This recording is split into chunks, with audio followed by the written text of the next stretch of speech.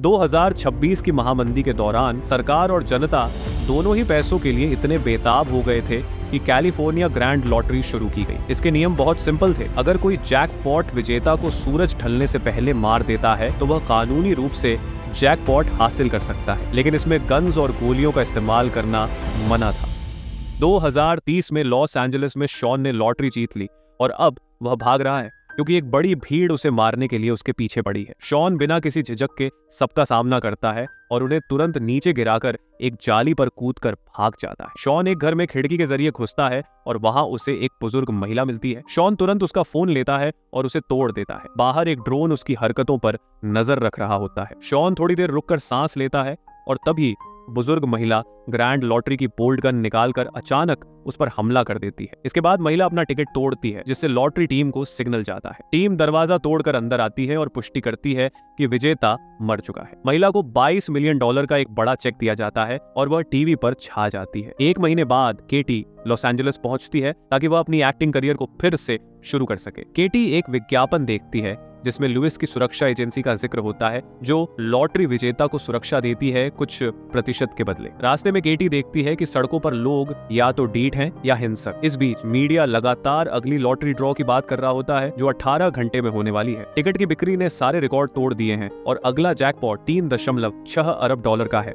घर पर Noel Ninja turtles का गाना गाते हुए अपने हथियार तैयार कर रहा होता है। फिर नोएल का विज्ञापन टीवी पर आता है जिसमें वह लॉटरी विनर्स को अपनी बॉडीगार्ड सेवाएं देने का प्रस्ताव करता है। इधर केटी अपने नए रूम में पहुंचती है, लेकिन कमरे की हालत बहुत खराब थी। सोने पर सुहागा, उसकी रूममेट शाडी खुद भी काफी परेशान करने वाली होती है। कमरे में पूरी जगह पर उसकी तस्वीरें लगी होती हैं और वह बेवकूफी भरे मजाक करती रहती है। शाडी का एक बदतमीज बॉयफ्रेंड डीजे भी होता है जो मजाक के नाम पर केटी को थप्पड़ मार देता है जब वह उसे घर की चाबी देता है। अगले दिन जब केटी उठती है तो वह देखती है कि ऊपर के बाथरूम से पानी लीक हो रहा है और उसके सारे कपड़े खराब हो गए हैं। उसे कुछ ही घंटों में एक ऑडिशन के लिए जाना होता है। वह शाडी को फोन करती है ताकि शिकायत कर सके, लेकिन शाडी उसकी मदद करने के बजाय अपने कपड़े किराए पर देती है। केटी के पास कोई और विकल्प नहीं बचता और उसे अपने पैसे खर्च करके एक घटिया ड्रेस पहननी पड़ती है। केटी एक टैक्सी लेती है जिसमें ड्राइवर लगातार अनुचित बातें करती है और बताती है कि मशहूर रैपर मशीन गन केली का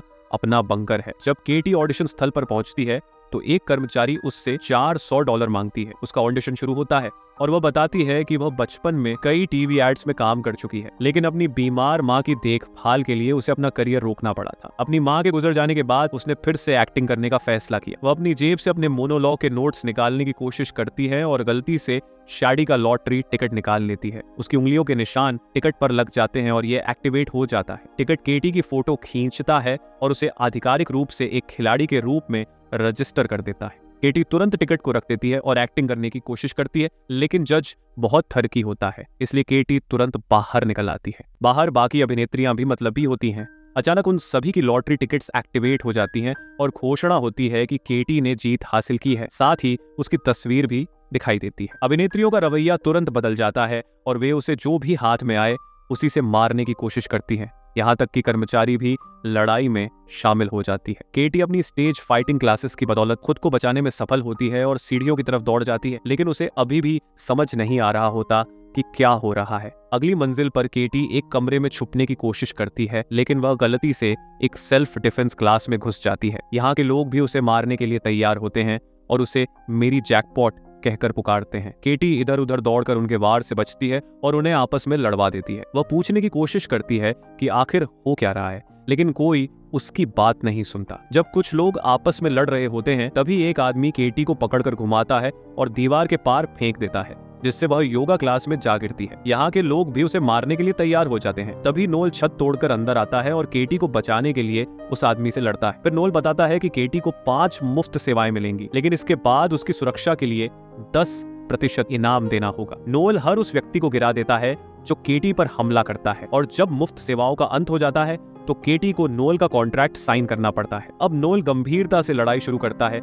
यहाँ तक कि केटी का इस्तेमाल हथियार के रूप में करके हमलावरों को नीचे गिरा देता है। वह केटी को अपनी पीठ पर बांध लेता है ताकि उसे सुरक्षित रख सके और बेल्ट से दूर के हमलावरों पर हमला करता है। जब सभी हमलावर बेहोश हो जाते हैं तो केटी खुद को नोएल से आजाद करती है और नोएल की पैरालिसिस डार्ट गन उठा लेती है। नोएल गन वापस ले लेता है और सुनिश्चित करता है कि बेहोश लोगों को सही स्थिति में रखा जाए ताकि वे अपनी जीभ पर न दम तोड़ दें। नोएल केटी को बताता है कि लॉटरी का ड्रोन जो पहले से ही बाहर है हर 14 मिनट में विनर का लोकेशन पोस्ट करता है, इसलिए उन्हें जल्द ही निकलना होगा। जैसे ही वे बिल्डिंग से बाहर भागते हैं, नोएल उसे बताता है कि नियमों के अनुसार अन्य खिलाड़ी एक दूसरे को नहीं मार सकते। जब वे बाहर निकलते हैं तो फूड ट्रक के लोग केटी पर चाकू फेंकते हैं और नोएल उसे चाकू से बचाने में मदद करता है। वे नोएल की कार में बैठकर भाग जाते हैं। जब वे शहर से गुजरते हैं, आसपास के लोग केटी की लोकेशन का अलर्ट पाते हैं और लड़ाई में शामिल होने की तैयारी करने लगते हैं। एक आइसक्रीम ट्रक बच्चों को छोड़कर भाग जाता है। कार में नोएल केटी को लॉटरी के बारे में और समझाता है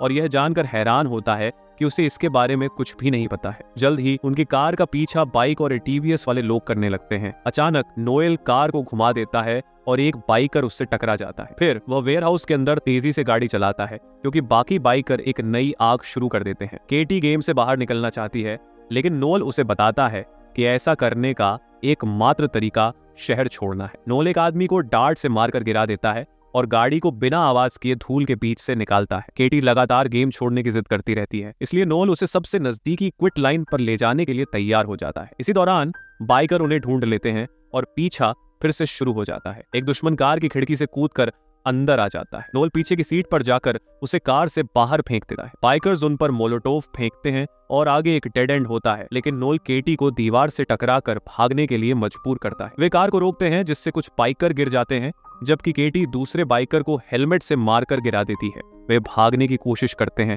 लेकिन उनकी कार बहुत ज्यादा डैमेज हो चुकी थी। केटी गाड़ी से बाहर निकलकर भागने की कोशिश करती है, लेकिन नोएल उसे रोकता है। वह बताता है कि अगर उसे गेम छोड़ना है तो वो कर सकती है, लेकिन फिर भी वह उसकी मदद करना चाहता है क्योंकि उसे लोगों के साथ वैसा ही व्यवहार करना चाहिए जैसा वह खुद के लिए चाहता है। अचानक केटी उसकी आंखों में मिट्टी फेंक कर उसे पंच कर देती है, जिससे नोएल की नाक टूट जाती है। तभी एक पुलिस कार आती है और केटी मदद के लिए पुलिस के पास भागती है, लेकिन वे भी उसे मारने की कोशिश करते हैं। नोएल सही समय पर उनका टेजर पकड़ लेता है और उनसे लड़ने लगता है, जबकि केटी भाग जाती है। सड़क पर केटी को एक टूर बस गाइड देख लेती है और माइक पर उसकी लोकेशन अनाउंस करती है। इसके पहले कि हमलावर वहां पहुंचे, नोएल एक पुलिस कार में आता है और उसे वहां से ले जाता है। केटी अब भी नोएल पर भरोसा नहीं करती क्योंकि उसे लगता है कि अगर वह क्विट करेगी तो नोएल को पैसे नहीं मिलेंगे, इसलिए उसे लगता है कि नोएल उसे अकेले में मार देगा। टूर बस अब भी उनकी कार के पीछे लगी रहती है और नोएल कहता है कि काश उनके पास एक बंकर होता। तभी केटी को टैक्सी ड्राइवर की कही हुई बात याद आती है। जल्द ही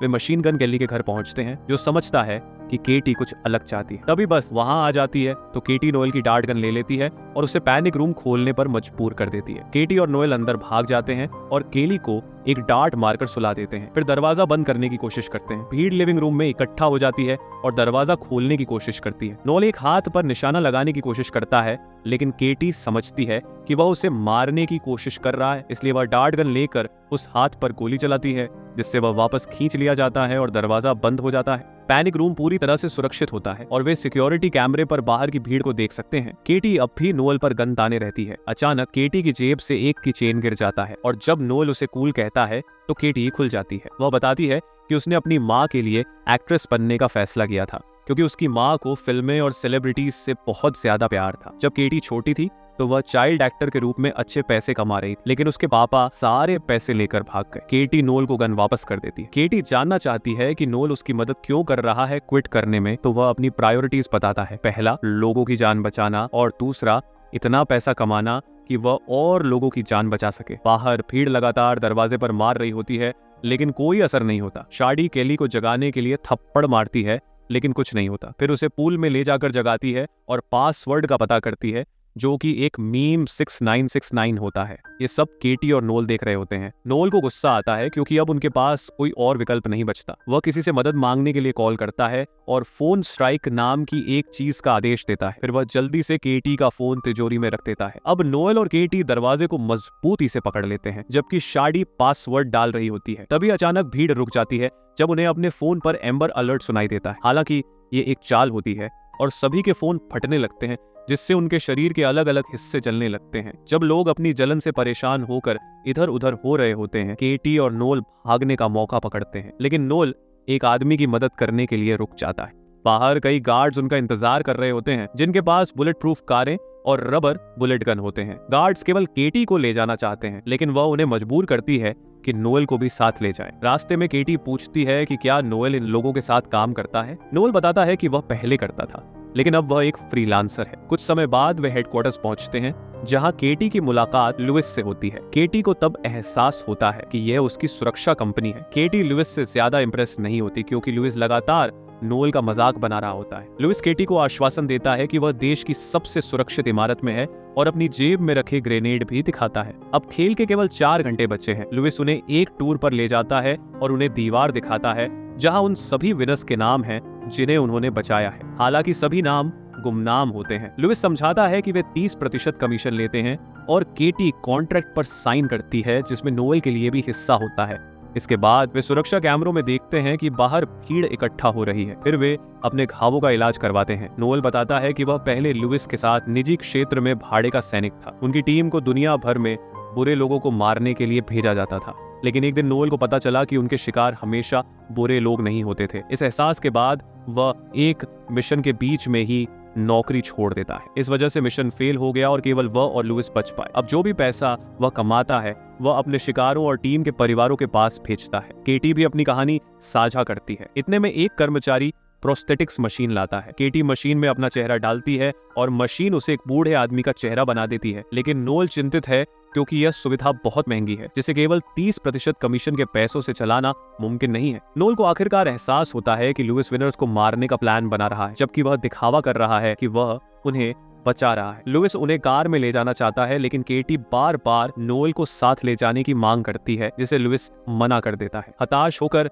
केटी लुइस को असली दर्द महसूस कराती है और नोएल इस मौके का फायदा उठाकर गैरेज का दरवाजा खोल देता है। नोएल गार्ड्स को डार्ट से शूट करता है और भीड़ केटी को पहचान नहीं पाती, इसलिए उसे अनदेखा कर देती है। नोएल केटी को बाहर खींचता है और उसे गार्ड से चुराया हुआ की कार्ड देता है, कहते हुए कि वह भाग जाए, जबकि वह समय खरीदता है। जैसे ही गार्ड्स आते हैं, नोएल को पकड़ लिया जाता है और लुइस उसे जानकारी उगलवाने के लिए मारने लगता है। अचानक सभी एआई द्वारा संचालित डीके कारें चल पड़ती हैं, जिनमें से एक में केटी छिपी होती है। लुइस अपने आदमियों को केटी का पीछा करने के लिए भेजता है। कार के अंदर केटी अपना मास्क उतार देती है और कार का कंट्रोल अपने हाथ में ले लेती है, लेकिन जैसे ही वह रास्ता बदलती है, लुइस के सिस्टम में अलर्ट ट्रिगर हो जाता है। इस दौरान सोशल मीडिया पर जबरदस्त हलचल मच जाती है, क्योंकि ड्रोन ने केटी को खो दिया होता है और अगर वह कोई गलती नहीं करती तो अपने पीछा करने वालों से बच जाएगी। इससे केटी के फॉलोअर्स तेजी से बढ़ने लगते हैं और लोग उसे एक हीरो की तरह देखना शुरू कर देते हैं। कुछ ही देर बाद जब केटी शहर से बाहर निकलने वाली होती है,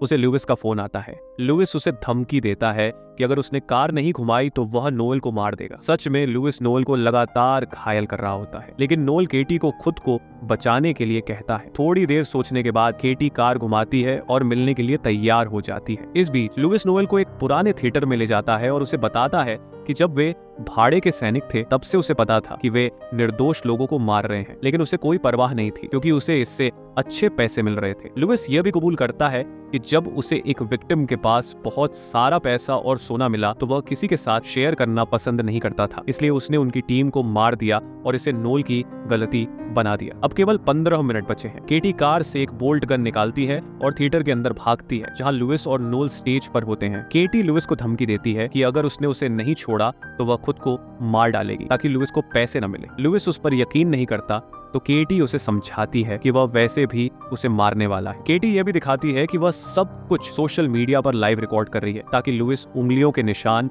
मिटा न सके और कहे कि उसने उसे मारा है। केटी अपनी जिंदगी की परेशानियों के बारे में चिल्लाती है और ट्रिगर दबाने के करीब पहुंच जाती है, लेकिन आखिरकार लुइस हथकड़ी की चाबी छोड़ देता है और डील के लिए मान जाता है। केटी गन देने का नाटक करती है, लेकिन उसे स्टेज से किक मारकर गिरा देती है। जैसे ही लुइस बाहर होता है, बाकी खिलाड़ी तुरंत केटी के पीछे पड़ जाते हैं। आज दिन में मिले हुए सभी लोग थिएटर में पहुंच जाते हैं और सारे रास्ते ब्लॉक कर देते हैं। केटी जो कुछ भी हाथ लगता है उससे भीड़ को धीमा करने की कोशिश करती है। अचानक लुइस केटी का पैर पकड़ लेता है और उसे गिरा देता है, फिर उसे मारने की कोशिश करता है। उसी समय भीड़ अंदर घुस जाती है और नोएल कुर्सी से बंधे होने के बावजूद निंजा टर्टल्स का गाना गाते हुए उनसे लड़ने लगता है। कुर्सी जल्द ही टूट जाती है, जिससे उसे थोड़ी और आजादी मिल जाती है। केटी लुइस को काट लेती है और उसे निहत्था कर देती है। फिर वह नोएल की ओर चाबी फेंकती है, जिससे वह खुद को आखिरकार आजाद कर लेता है। फिर नोएल लुइस से लड़ने लगता है। शाडी कटाना लेकर केटी से लड़ने आती है, लेकिन केटी जल्दी से शाडी को निहत्था कर देती है और उसे सिर से टक्कर मारकर बेहोश कर देती है। अब केवल 4 मिनट बचे हैं। अचानक एक बड़ी भीड़ थिएटर में घुस जाती है। नोएल अब भी लुइस से लड़ रहा होता है, इसलिए केटी को स्टेज की सजावट पर चढ़कर अपनी सुरक्षा करनी पड़ती है। इस बीच लुइस एक खिलाड़ी से कुल्हाड़ी छीन लेता है और नोएल अपने बचाव के लिए सिंबल्स का इस्तेमाल करता है। आखिरकार वह अपने पुराने दोस्त को हराने में सफल हो जाता है। केटी के पीछे एक महिला स्टेज पर चढ़ने की कोशिश करती है, लेकिन केटी उसे लात मारकर नीचे गिरा देती है। फिर नोएल स्टेज की सजावट तोड़ने लगता है ताकि लोग केटी का पीछा न कर सकें। इस बीच लुइस के आदमी वहां पहुंचते हैं, जिनमें से आधे लुइस के लिए इंसानी सीढ़ी बन जाते हैं, जबकि बाकी नोएल पर हमला करते हैं। लुइस किसी तरह केटी तक पहुंच जाता है और वे दोनों लड़ने लगते हैं। अब सिर्फ कुछ सेकंड ही बचे होते हैं। लड़ाई के दौरान केटी अचानक फिसल जाती है और स्टेज के किनारे लटकने लगती है। वह लुइस को बताती है कि उसने अपने की चेन का इस्तेमाल करके उसके ग्रेनेड को एक्टिवेट कर दिया। तभी ग्रेनेड फट जाता है और लुइस की मौत हो जाती है। केटी नीचे गिरती है, लेकिन उसके फैंस वहां एक बड़ा झंडा लेकर पहुंचते हैं और उसे समय पर पकड़ लेते हैं। जैसे ही काउंटडाउन खत्म होता है, केटी नोएल को गले लगाती है और उससे वादा करती है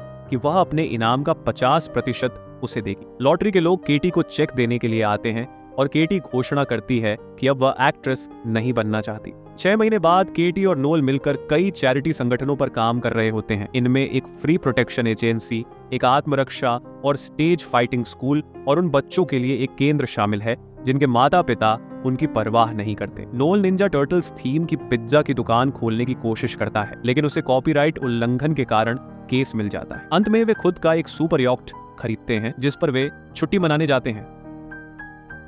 धन्यवाद दोस्तों। अगर आपको वीडियो पसंद आया हो तो लाइक करें और चैनल को सब्सक्राइब करना न भूलें।